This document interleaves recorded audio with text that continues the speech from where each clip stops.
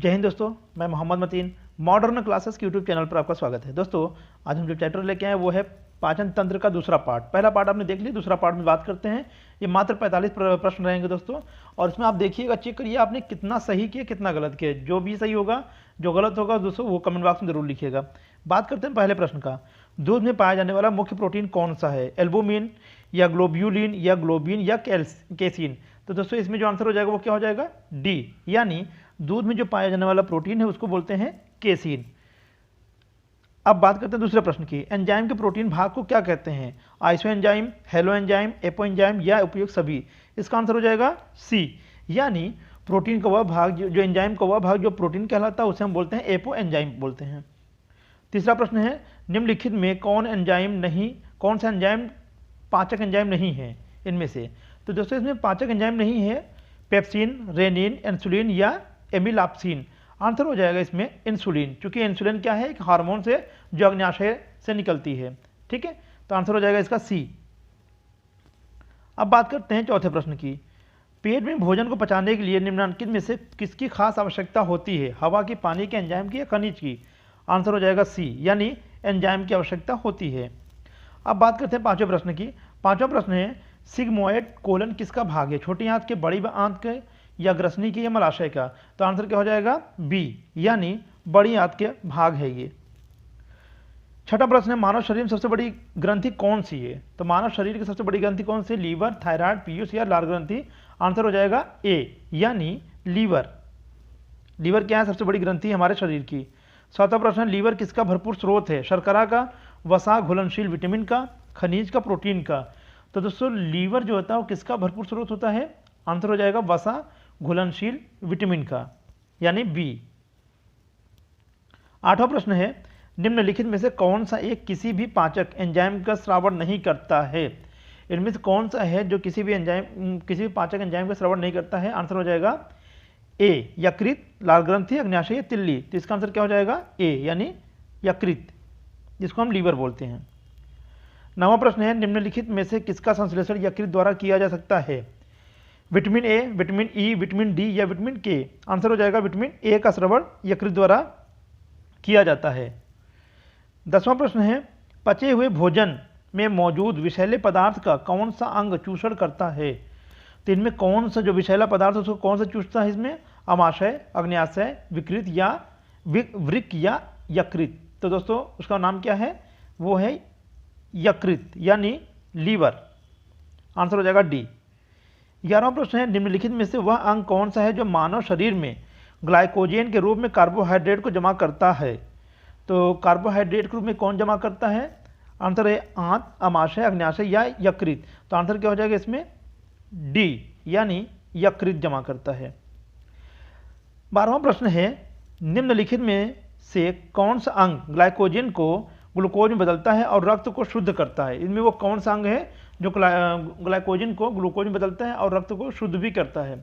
Answer हो जाएगा यकृत, गुर्दा, फेफड़ा या तिल्ली?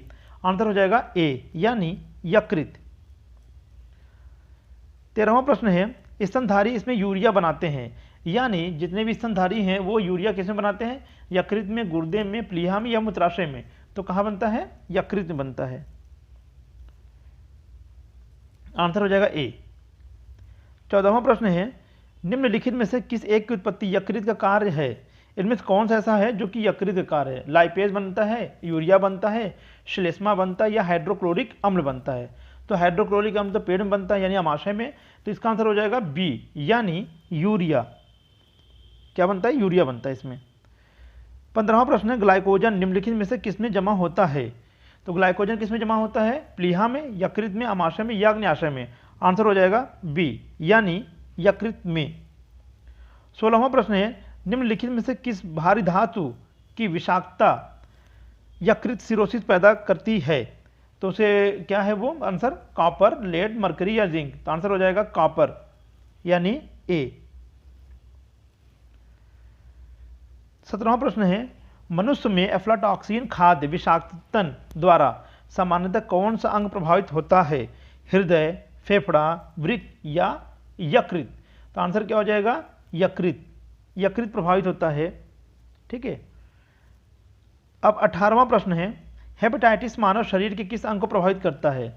हेपेटाइटिस शरीर किस अंग को प्रभावित करता है? जिगर यानी लीवर जिसको बोलते हैं, जिसको यकृत को ही हम जिगर भी बोलते हैं, उसी के लीवर भी बोलते हैं। तो जिगर, अग्न्याशय, तिल्ली या छोटी आंत। तो हेपेटाइटिस मानव शरीर के जिगर यानी यकृत को प्रभावित करती है। 19वां है पीलिया रोग किस संक्रमण से होता है? नहीं, यहाँ पे होना चाहिए किसका प्रभावित करती है। तो मस्तिष्क, यकृत, गुर्दा या प्लीहा। तो इसका आंसर क्या हो जाएगा? बी यानी यकृत। पीलिया से यकृत रोग, यकृत जो मानव शरीर का यकृत होता है वो प्रभावित होता है। 20वां प्रश्न, निम्न में से किस ग्रंथि में पित्त उत्पादित होता है? यानी पित्त कहाँ से उत्पादित होता है? यकृत से, गुर्दा से, पित्ताशय से या तिल्ली से। बहुत से लोग आंसर में क्या लगा देते हैं कि पित्ताशय से, लेकिन आंसर गलत हो जाता है। होता क्या है? यकृत से पित्त रस जो निकलता है वो निकलता है यकृत से। अब बात करते हैं 21वें प्रश्न की। पित्त कहाँ संग्रहित होता है? यानी पित्त कहाँ पर एकत्रित होता है? तो यकृत, गुर्दा, अमाशय, अरे पित्ताशय या तिल्ली। आंसर क्या हो जाएगा इसका? सी यानी पित्ताशय। 22वां प्रश्न है, मानव शरीर की कौन सी ग्रंथि एक साथ अंतःस्रावी और बहिःस्रावी दोनों की तरह कार्य करती है? यानी कौन सी ऐसी ग्रंथि जिसको अंतःस्रावी ग्रंथि और बाह्यस्रावी ग्रंथि दोनों कहा जाता है? अग्न्याशय, यकृत, पीयूष या थायराइड। आंसर क्या हो जाएगा? अग्न्याशय। अग्न्याशय ग्रंथि को अंतःस्रावी ग्रंथि और बाह्यस्रावी ग्रंथि दोनों ही के रूप में कार्य करती है, इसलिए इसे दोनों ग्रंथियां कहा जाता है। 23वां प्रश्न है, निम्नलिखित में से कौन सी ग्रंथि इंसुलिन बनाती है? इंसुलिन कौन सी ग्रंथि बनाती है भाई? इसमें बात देखिए, ए तिल्ली, यकृत, अग्न्याशय या पीयूष ग्रंथि। आंसर हो जाएगा इसका सी यानी अग्न्याशय। 24वां प्रश्न है, मानव शरीर के किस अंग से इंसुलिन का स्राव होता है? देखिए वो भी प्रश्न सेम है, ये भी प्रश्न सेम है, लेकिन दोनों में फर्क है थोड़ा सा। ठीक है, तो अग्न्याशय, गुर्दा, गॉल ब्लैडर या यकृत।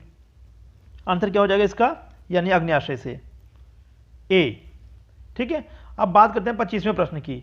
25वां प्रश्न है, पैंक्रियाज की कोशिकाएं जो इंसुलिन उत्पन्न करती है क्या कहलाती है? यानी पैंक्रियाज की वह कोशिकाएं जो इंसुलिन उत्पन्न यानी जो इंसुलिन हार्मोन निकालती है उसे हम क्या कहते हैं? थाइमस कहते हैं, एस्ट्रोजन कहते हैं या कार्पस एपिडाइडिमिस कहते हैं या आइलेट्स ऑफ लैंगरहैंस कहते हैं। उसे क्या कहते हैं? आइलेट्स ऑफ लैंगरहैंस कहा जाता है। 25वां प्रश्न है, इंसुलिन की खोज किसने की थी? लाइनक ने, बेटिंग व बेस्ट ने, जेनर ने या वॉक्समैन ने। तो इसका ये प्रश्न बहुत बार आता है, सभी को पता होगा। तो बेटिंग व बेस्ट ने की थी इंसुलिन की खोज।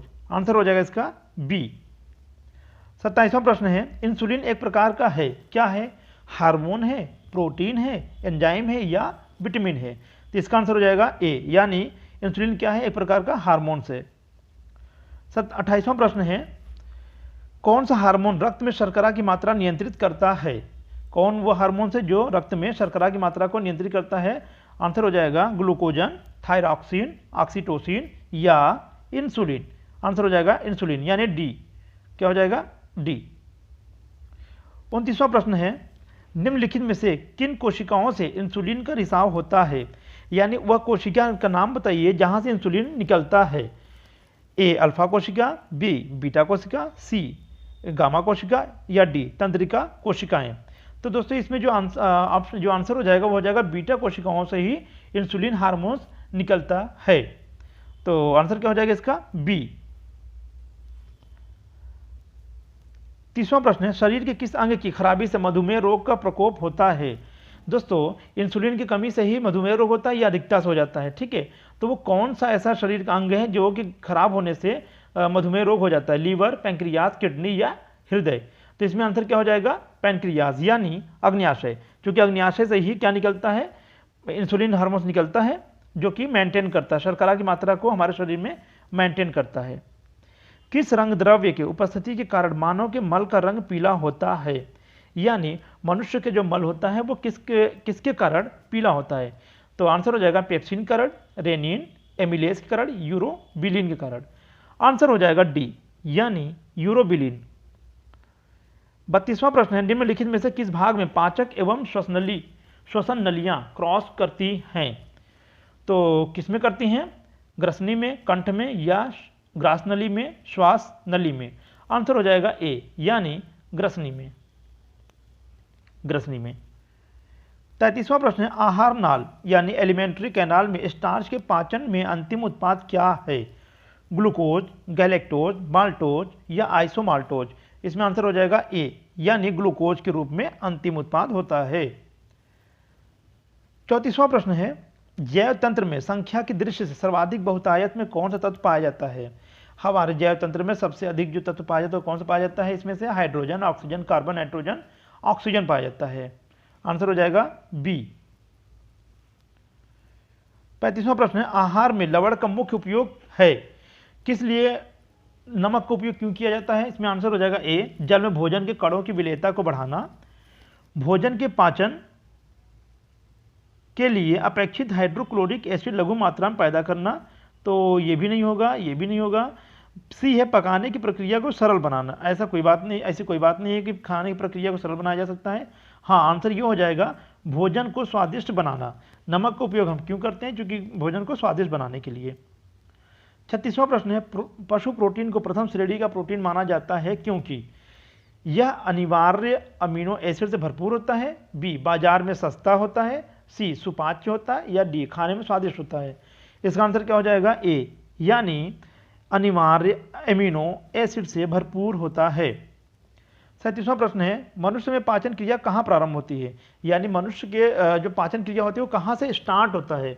तो दोस्तों सबसे पहले कहाँ से स्टार्ट होता है? मलाशय से, अमाशय से, मुख से या पक्वाशय से? आंसर हो जाएगा सी, यानी मुख से। दोस्तों सबसे पहले हम भोजन को जब मुंह में लेते हैं तो क्या करते हैं? इसमें सलाइवा बनता है, लार बनता है। लार क्या करता है?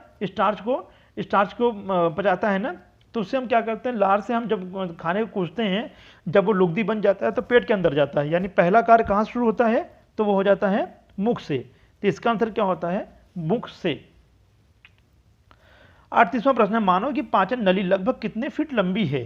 तो मनुष्य की जो पाचन नली है लगभग, अगर फीट की बात करेंगे तो 32 फीट के लगभग लंबी होती है। ठीक है, आंसर हो जाएगा डी, यानी 32 फीट।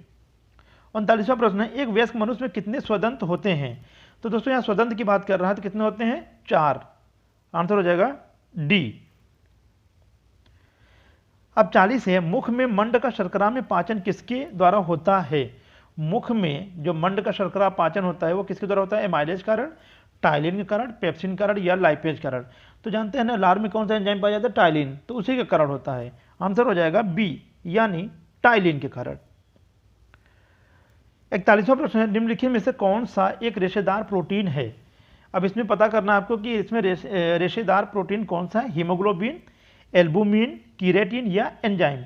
आंसर क्या हो जाएगा इसका? कीरेटिन एक रेशेदार प्रोटीन है। कौन से अंग पर उंगली के समान उभरी हुई संरचनाएं होती है जिन्हें दीर्घ रोम अथवा रसांकुर कहते हैं?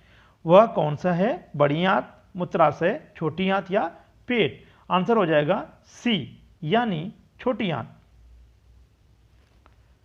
अब बात करते हैं 43वें प्रश्न की। मानव शरीर में पाचन का अधिकांश भाग किस अंग में संपन्न होता है? पैंक्रियाज यानी अग्न्याशय, बड़ी आंत, छोटी आंत या अमाशय? आंसर हो जाएगा इसका छोटी आंत।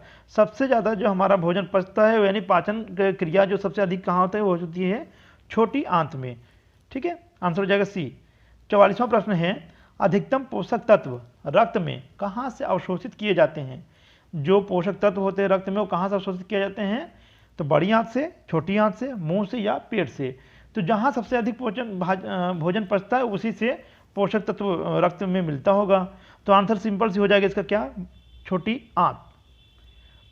45वां प्रश्न है, यानी ये हमारे चैप्टर का लास्ट प्रश्न है। डायस्टेज एंजाइम का स्रोत है लार ग्रंथि, अमाशय, यकृत या अग्न्याशय? इसका आंसर हो जाएगा लार ग्रंथि। दोस्तों ये पाचन तंत्र का दूसरा पार्ट है। दोस्तों बहुत महत्वपूर्ण प्रश्नोत्तरी है, इसे आप देखिएगा और अक्सर करके ये एग्जाम में पूछे जाते हैं। और मेरे चैनल को लाइक, शेयर, सब्सक्राइब करना ना भूलिएगा। जय हिंद, जय भारत।